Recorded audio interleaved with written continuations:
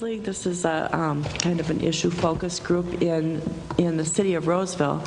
Had a forum on organized collection last week, and they had a panel with all the usual suspects. You know, the haulers were represented. Carnival was there. Surprise, surprise. Yeah.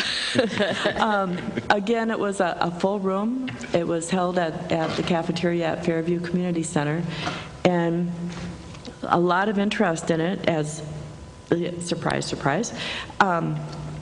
They have one of the individuals there had an interesting spin on a proposal that I believe they're going to be taking to the city of Roseville, that they look into having an organized collection system for the city, but allow residents to opt out.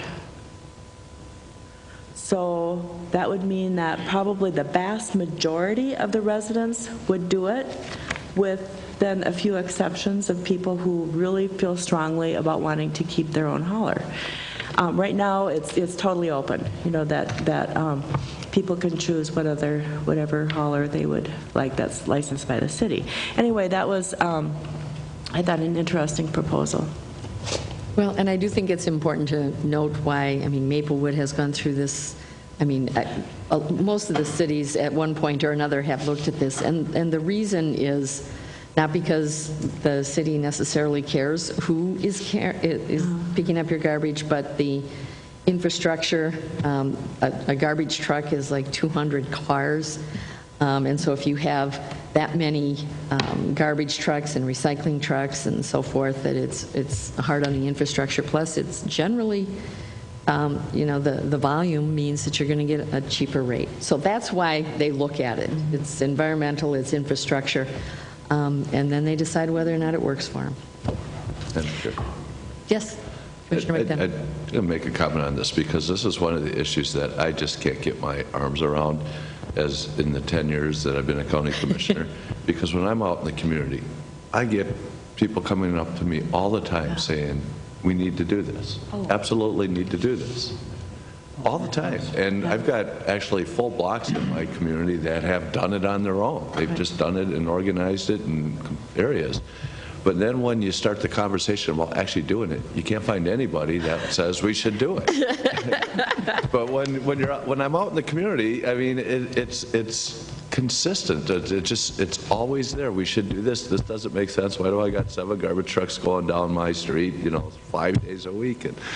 But then when anybody tries to take a leadership role in this, there's just nobody left to say, yeah, we should do this. So I just can't get my arms around it. I think someday I'm going to have to start keeping a list of all these people that say, yeah, I support this. Why aren't you doing this? You should be doing this, because it doesn't align when we start talking about it. Everybody loves their garbage truck. Council member, is it John Nephew from yes. from the city of Maplewood, has done a lot of research and has put together a website, and he's got a lot of data comparing costs. And what he has found is that the rates that the city has gotten from the haulers when they do the licensing are not being followed. That anywhere from 30 to 200% of what they say that their charges are is what people are actually paying.